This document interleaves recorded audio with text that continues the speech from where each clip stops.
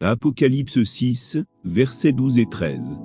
Je regardai, quand il ouvrit le 6e sceau, et il y eut un grand tremblement de terre, le soleil devint noir, comme un sac de crin, la lune entière devint comme du sang, et les étoiles du ciel tombèrent sur la terre, comme lorsqu'un figuier secoué par un vent violent jette ses figues vertes. Dieu a donné la vision au prophète sans lui donner d'explication sur les corps lumineux, car c'était une prophétie pour la fin des temps, il aurait rien compris d'ailleurs. Les hommes de cette époque n'avaient pas une connaissance élargie de l'espace, ou peut-être n'en avaient aucune. Le prophète nous a seulement expliqué sa vision selon sa connaissance, et avec ses propres mots. À cette époque, les gens savaient bien que les petits points lumineux dans le ciel étaient des étoiles, c'est pourquoi, en voyant des boules de lumière tomber du ciel, le prophète croyait que c'était des étoiles. Mais, étaient-ce vraiment des étoiles ? Est-ce que les étoiles peuvent vraiment tomber sur la Terre ? Avant même de répondre à cette question, on va voir ensemble ce que c'est qu'une étoile et une météorite. Selon Wikipédia, une étoile est un corps céleste plasmatique qui rayonne sa propre lumière par réaction de fusion nucléaire, ou des corps qui ont été, dans cet état à un stade de leur cycle de vie, comme les naines blanches, ou les étoiles à neutrons. Diamètre.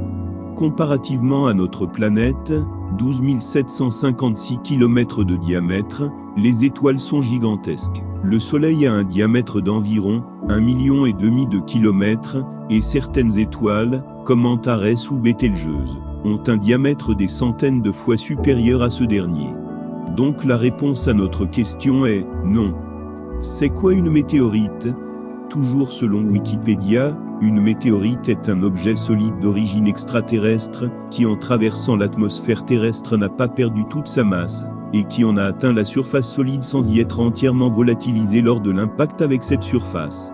La plupart des débris qui entrent dans l'atmosphère terrestre n'atteignent pas la surface du sol.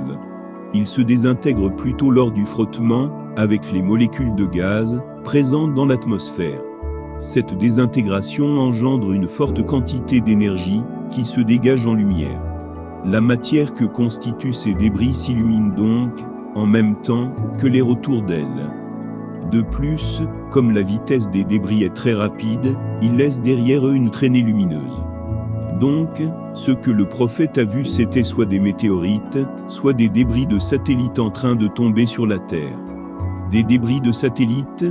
Oui, c'est une possibilité, car nous savons tous que la Troisième Guerre mondiale est à nos portes, et que cette guerre ne sera sûrement pas limitée à la Terre. Rappelez-vous, le 15 novembre 2021, la Russie a pulvérisé un ancien satellite soviétique lors du test d'un missile. On se souvient qu'en 2007, la Chine avait détruit un de ses propres satellites et créé des milliers de débris, qui posent aujourd'hui un problème majeur. Les États-Unis ont fait de même en 2008 et détruit un satellite de reconnaissance défaillant en très basse orbite. Cette opération a fait naître 400 déchets orbitaux supplémentaires. L'Inde a fait la même chose en mars 2019 et est devenue la 4e nation à montrer des capacités de défense spatiale. Donc, il y a de fortes chances que la Troisième Guerre mondiale soit spatiale aussi. Alors, mes chers frères et sœurs, le pire est à venir. Acceptons Jésus comme notre Sauveur et Seigneur, demandons grâce à Dieu, lui implorer son pardon, et lui demander de nous préserver, et tous ceux qu'on aime des dangers, et des catastrophes à venir sur la terre.